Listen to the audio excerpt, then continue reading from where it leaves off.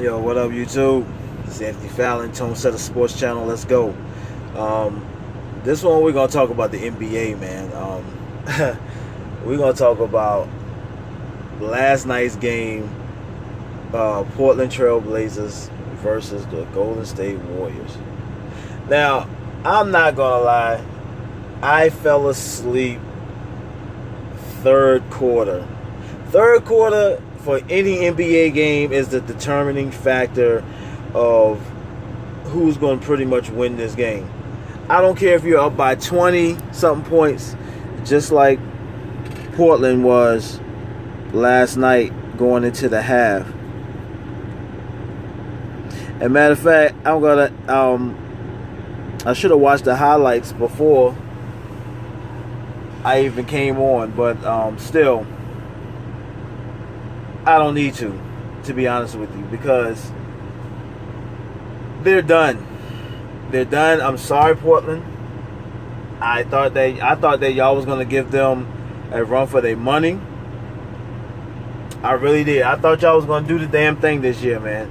And they played a lot better. Yes, they're missing Nurkic. They are missing Nurkic, because Nurkic is like like him and Jokic from Denver are like similar players. Like their play style is pretty much the same, and he just got hurt, man. That was killer. I'm not gonna lie. At the same time, y'all had Leonard, and Leonard was balling last night in the first half. In the first half, y'all stopped feeding Leonard. The game should have been the gameplay should have been around Leonard. Y'all had Collins in the game. Y'all had height. The strategy, that's exactly what I said after game 2. As a matter of fact, my cousin and I was just talking about that Friday evening. And I'm like, yo, they should be playing their bigs, man.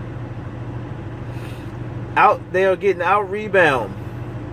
They're getting outplayed, period. And they're trying to run it through the guards. It should be running through the bigs. It should be running through your front court to the guards. You see, Lillard and McCollum need to know how to. They are pretty good shooters, but they gotta know how to spot up. That's how you could be along with pick and roll, dribble penetration. You know what I'm saying? You kind of shifted back and forth, control tempo of the game. And see, that's where Golden State is beating them. Is that Golden State is just relaxing. They're feeling the game out. You get fast breaks when you got fast breaks. And yeah, it kind of was wild, and especially in the second quarter, it was a lot of turnovers and stuff like that. Portland was going through the motions. Like, since they had that 20-point lead, they were just trying to like gun them down. Like make sure they won't come back. And you don't do that. You just pace. You got to pace yourself, because third quarter. Look at what happened in the third quarter. I had dozed off, right, and I woke up, and Golden State was down by 9 points midway through the third quarter. And before I dozed back off, I was like, they're gonna lose. I wouldn't be surprised if they lost. If Golden State come back and win this game. And I went off to sleep. And I woke up. I looked at my phone, and I saw the final score, and I was just like, oh my gosh. Yeah, Portland's done, man.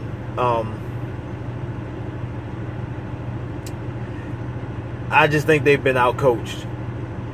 For real.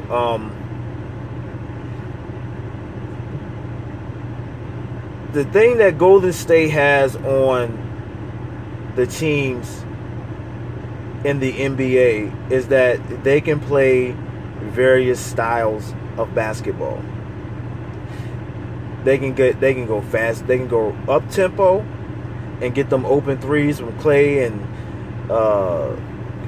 Steph and sometimes Iggy, Durant. You know what I'm saying? Just they don't. I mean, don't even gotta go to the bucket on a fast break. They just stop at the three and just let it fly. You know what I'm saying? They can play small. They've been playing small. They are used to playing small, for real. You know, because Draymond is not he's your prototypical power forward in this time, in this era, where he has good agility, good mobility, can shoot outside. He's just a playmaker. He's just an all-around player, for real. Draymond Green. You know, I got to fuck with his game, but you know he do run his mouth, man. But but as of late, man, you haven't really heard much from him. But yo, Draymond balling his ass off. He's balling, man, but the whole team is balling. That's the thing. No matter who comes in, they just plug right in because they make the extra pass right on Portland right now. And that's how they breaking down their bigs. When they had Leonard and Collins in at the same time, you know, I just thought that Aminu has to have a post game, man. Just can't be a spot up shooter, you know. If he had a post game, yeah, or whoever they got on the bench, you know, with some good mobility, but has a post game. Do they have anybody? I guess Collins is the only one, maybe, because he's a little slender type of center or power forward. What you want, whatever. He's probably both, a tweener, but yeah, since he's not playing that much, I mean, Aminu is the key factor, to be honest with you. Aminu got to step his game up.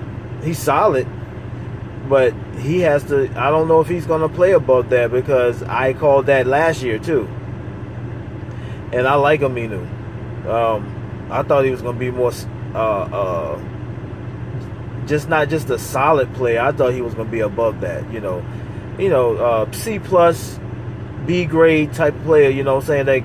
They can just get it in. You know what I'm saying? Like a Solomon Hill. You know, they not the stars, but they get buckets. You know.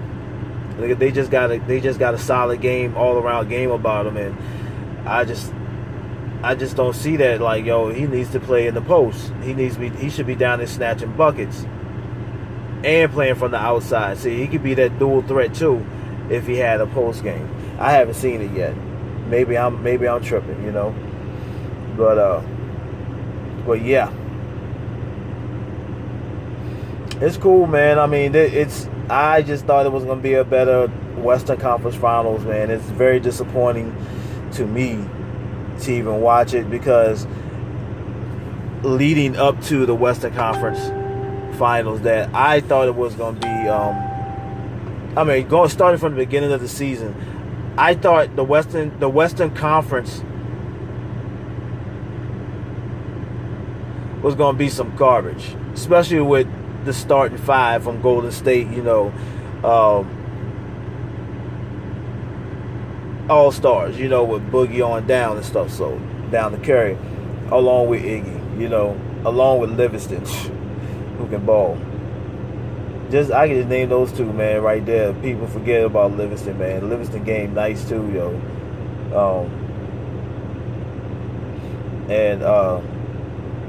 You know, let me get back to what I was saying. At the beginning of the season, I just thought it was so top heavy, yo.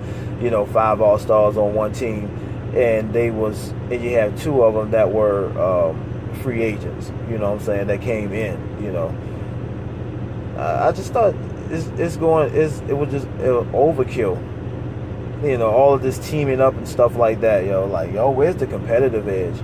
I mean, I can see it. You know, maybe one team, but everybody's trying to do that shit ever since LeBron did it, you know. But I just thought, and then LeBron moving to the West was a bad move, you ask me, or well, to the Lakers, not to the West, but to the Lakers was a bad move. I thought that too, like wow, like this shit was, an overkill. And I was afraid of the Western Conference playoffs being like this right here with Portland and Golden State. The semis and all that they was good, man. You know, the Denver and Portland series and stuff like that. You know, Houston, they tried to make the best out of it, but that was disappointing. I guess whoever plays Golden State, this is what's gonna happen, because it's a mindset. They have created a culture like